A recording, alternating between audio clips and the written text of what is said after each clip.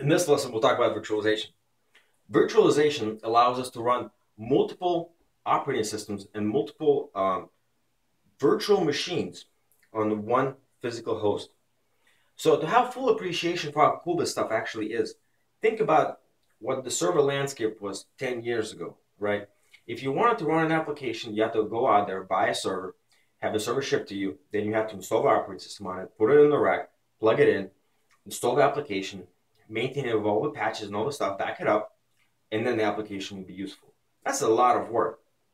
And not only that, but it was a huge waste of money because these servers, most of the time, just sat around and did really nothing because there was not enough demand for their resources, right? So CPU was going to waste, potential memory was going to waste, and the hard drive space was going to waste. And here came virtualization to save us all. Virtualization is super awesome. It's used practically everywhere. How does this work? Easy. You have your server, right? Excuse me. The server has some dedicated resource on it. So it has some hard drive space, it has some CPU, it has some RAM, it has some network ports. Great. What virtualization allows you to do is install something called a hypervisor in VMware terms, right, on top of the server. So instead of installing something like Windows or Linux on the server as an operating system, you would install a hypervisor. And it's a small footprint operating system that runs directly on the hardware. That means that you can't install Windows on it anymore. That box is dedicated to virtualization. All right, so then what do, right? You can chop this up into different virtual machines. A virtual machine, from a network standpoint, would look exactly as if it was a physical host, but everything on it is virtual. It's cool stuff. You have one server, but you can utilize it to run 10 virtual machines. So when you create a virtual machine, you will give it, for example, one core of your CPU, 2 gigs of RAM, 500 gigs of hard drive space. This one goes the same, and then this one. And so basically you have all these VMs running on top of one physical server. So how does that help us? Well, first of all, now we don't need to buy as many servers, right? Because we can run multiple ones on the same machine. And then also, all the resources are much better and more efficiently utilized. Because if this virtual machine is not using all the CPU processing and this one needs it, it will be dynamically relocated to this one. So this makes sure that you maximize the hardware that you actually bought.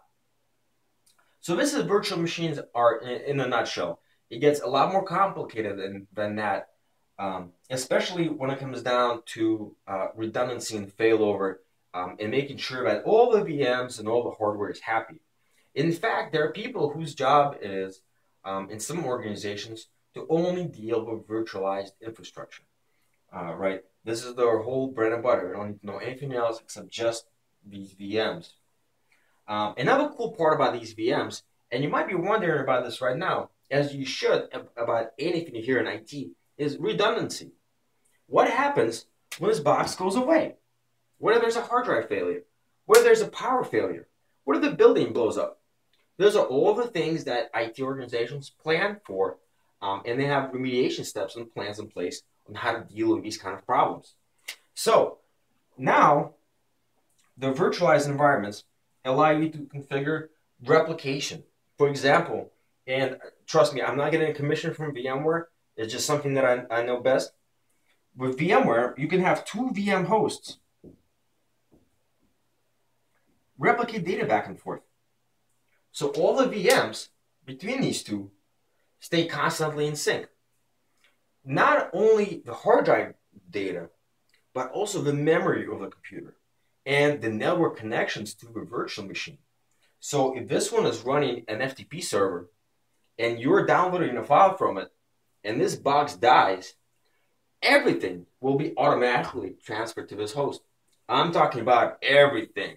I'm talking about hard disks, network IP, configuration, the memory of the OS, as well as all the network connections will be magically redirected to this new host. So if you wanted to play with virtualization, there are a couple of options that you have. There are some open source solutions that you can look online and download and play around with. There's also VMware ESX, and as I will show you in the next video, it's a free version of VMware's virtualization hypervisor. However, you do need a server, and that server does need to be dedicated to that. There's also Microsoft Windows Hyper-V, right? This is a Microsoft attempt, and a pretty good one lately too, at virtualization. They were kind of lagging behind VMware for a while, but now they're pretty much on par.